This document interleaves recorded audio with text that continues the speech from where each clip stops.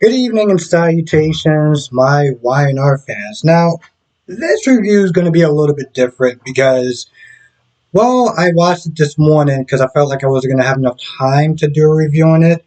But because of the way that it was, I genuinely remember everything. It's going to be a little kind of rough because I didn't actually take any notes. Luckily, there wasn't really that much stuff that happened. Now, the good thing about this episode was that it pretty much just had two stories. You had Adam and Sally, and you had the whole Cameron Kirk thing, and Faith, and Sharon, and all that stuff.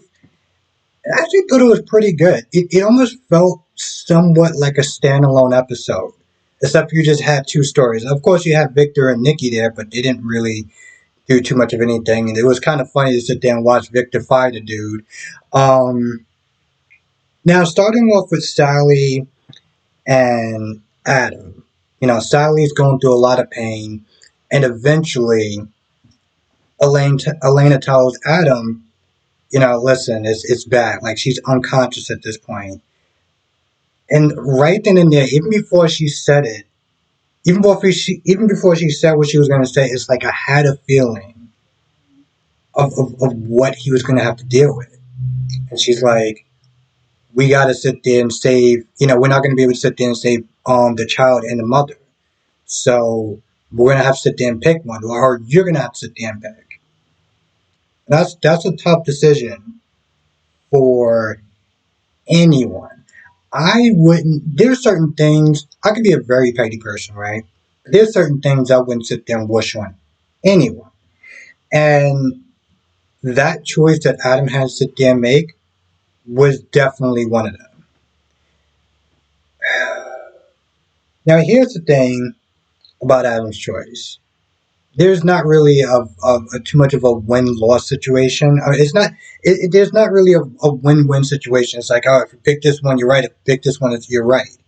Um, but sometimes you gotta sit there and go with what the other person wants. And I knew right off the bat what choice he was gonna make, and I knew the consequences of making that said choice. And see, in a lot of ways, people could sit there and look at that, right? And be like, and this is what Sally's going to sit there and look at it as. You chose what you wanted. You didn't choose what she wanted. It's rough. It's rough. Because you knew that's what she would have wanted. You knew that Sally would have wanted her to die to save the child. And in that instant, he chose to save Sally. And you see in the previews that she is lashing out at him. It's It sucks. Okay? It just sucks to be him that day. It seems like almost kind of sucks to be him a lot of days, but particularly that day, it just seems like it really sucks. Personally, I think he should have chose the child. It would have been hard. Would have been hard. I've seen situations where, that plays out, that scenario plays out, and then somewhere underneath they want to resent from the child because they chose the child over the love of their life, right? But ultimately, one can sit there and argue that they made the right choice. So yeah, she woke up and Adam was like, "Yo, she didn't make it."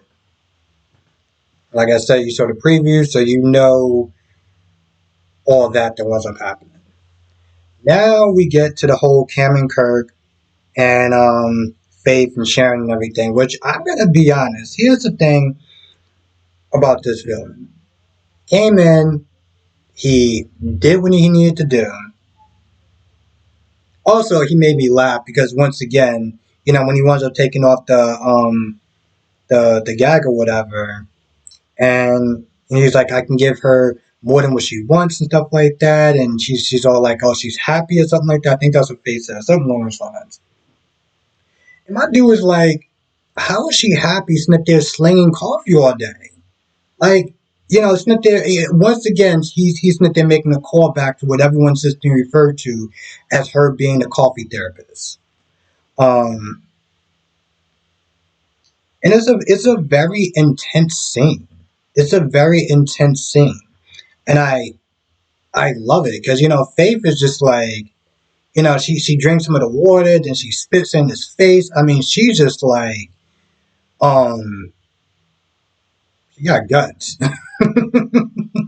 She got guts. Meanwhile, um,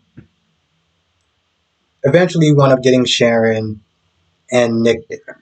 So you get Sharon. Sharon comes in there, unties her, and eventually Nick comes in there.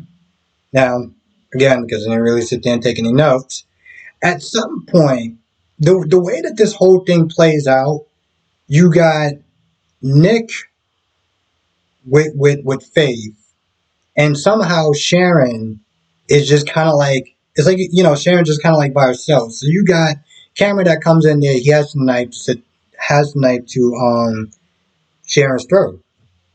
He also has a bomb that's strapped to Hope. I mean not Hope. Faith's like body, or whatever. It's like a little vest thing. He's like, he looks at Nikki. He's like, listen, you gotta sit there and choose one because today is going to be the worst day of your life either way. Long story short, of course, you got Sharon that got the commando knife on the leg or whatever, and she stabs him, and then she stabs him again. Like she surprises him and stabs him, and then she just like when she gets the final blow, she looks right in his eyes, and it's just a very intense scene. Like this whole scene is just very interesting. It's something I just didn't expect from Y&R, like to actually be good, and it was. So you got that going on. Now he drops to the ground, and the trigger's on the floor. I'm sitting there thinking, you should probably just pick that up, so this way he doesn't, because it's not like people just die and just like, oh, that's it. It's like it takes a while before they actually want to kick in the bucket. Um, but of course, you say in the previews that chances are gonna have to sit there and disarm those bombs one by one. I don't know what that's about. I'm pretty sure that Cameron's going to probably wake up and be like, oh, he's going to hit the trigger or something like that because for some odd reason people didn't sit there and think of, maybe we should probably get that away from him. I mean, I know he looks like he's dead, but he may not actually be dead. So, nope, we're not going to do that. Okay, cool. Um, like I said, Nikki and Victor's there. They didn't really do too much of anything.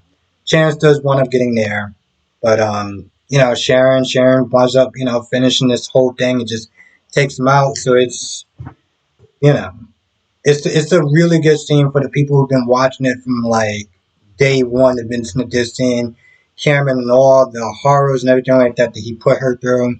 So if you're a longtime fan of that, you're going to be very satisfied. I genuinely enjoyed it. So I feel like there's more, but I can't really think of anything else. And again, I watched it before I want to go and see the Flash movie. Which again, if you saw my post, I really did not think about actually seeing the movie until the last minute. I was like, I don't want to wait until next week to go and see it. Um, I'll go and see it now. And it just so happens that I wore the shirt. Also, it was a really great movie, so if you haven't seen it, watch it. Um, Anyway, I feel like that's about it. But if I did miss anything, come to the live stream tonight, 8 p.m. Eastern, 5 p.m. Pacific. We're going to sit there and go through all of them. Clearly, I'm not going to have enough time to sit there and watch, do a review on B&B or Days. But if luck is on my side, I'll be able to sit there and do G's. So, with that being said, I'm going to go. Thank you for watching. Stay safe, and I will see you in the next video.